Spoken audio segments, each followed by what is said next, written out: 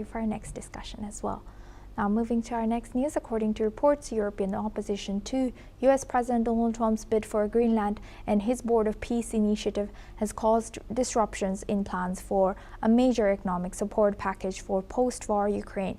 Reports have stated that a proposed $800 billion prosperity plan, which was expected to be announced at the World Economic Forum in Davos, has been delayed. This plan was intended to be a collaboration effort between Ukraine, Europe, and the U.S. However, disputes over Greenland and the Board of Peace have overshadowed the discussions. While negotiations have stalled, officials stated that the prosperity plan is not cancelled and could be signed later. Ukraine's President Zelensky has said that he will only attend Davos if documents on security guarantees and the plan are ready for signing. Now for this discussion, we welcome back Mr. Glenn Grant. He's joining us live from Riga. Now, looking at this, do you think that as Trump eyes Greenland, do you think if his goal was to raise alarm about the important or strategic importance of Greenland, don't you think he could have done otherwise other than shaking this entire ground and now leading to so many things like what I just read out, the cancellation, etc.? The answer is yes, but he won't do so. And the reason he won't do so is because the aim of Trump with Putin is to upset and break the world order. And this is exactly what he is doing. This is another part of that plan. And he's got to do it. He's got to do these things quickly because he's in, as I said, he's in trouble. Yes, he could have done hundreds of things diplomatically. He could have got NATO to pay for new runways. He could have got the NATO infrastructure, could have paid for rebuilding some of the old camps that the Americans vacated. Remember, they had 17 bases there once, and they withdrew from them.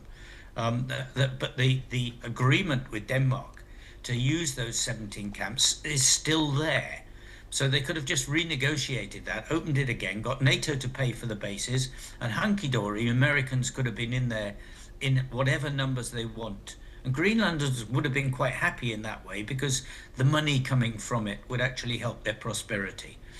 But they don't want to be invaded, and they don't want to be taken over by America. So yes, so Trump is just heavy-handed on these things. But when you understand the baseline of why he's heavy-handed, it becomes very clear very quickly. And I quite understand everybody else being worried about it, because why nobody wants NATO to be trashed. It has worked. It is still working, and it's a great organization. Why trash it? Well, then you know. Trump, Putin need NATO to be trashed, so that Europe becomes vulnerable. So what cards can Europe play realistically as a countermeasure to this if Trump were to be playing for Russia or being aligned with Russia like that? Well, I mean, one of the cards, the big card, is of course maintaining NATO as a working organization. Whatever Trump does. And you've seen that countries have started to pay more and that they're actually trying to do more exercises. So like French troops going to Greenland for the exercise. So the European countries are beginning to be much more active than they were, let's say 5 years ago, 10 years ago, when they were within NATO. Most of them were quite passive. Relying on US to do everything. Now US isn't, and in fact US is pushing back against them in a quite dramatic way. But there are lots of other things that these European countries can do if Trump does things. I mean, they can start PNGing, removing ambassadors, removing defense attaches. They can renegotiate status of agreements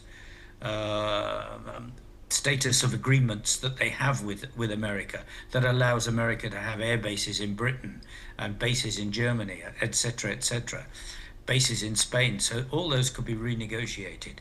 They could bring back in visas for Americans.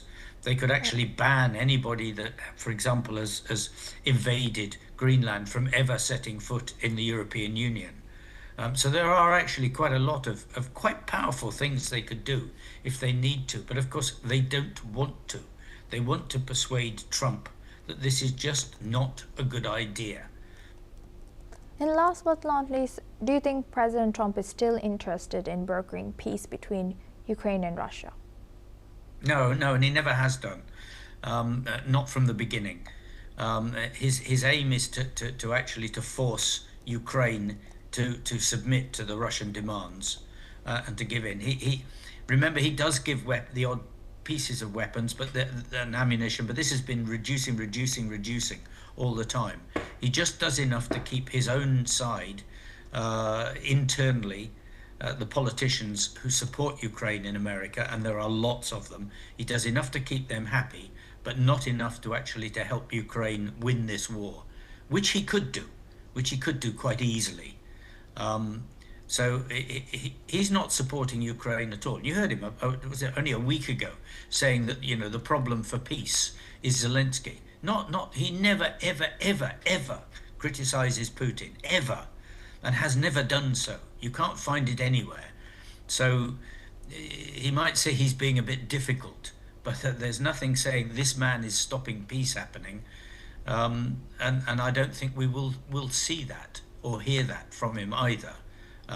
The pressure is on Zelensky. That's why they want to rape Ukraine for its resources, America and Trump. That's why it's Jared Kushner, and Vitkov in there, and not proper diplomats who would try to broker a proper peace. Yes, thank you for highlighting that. Please stay with us as we come back to you.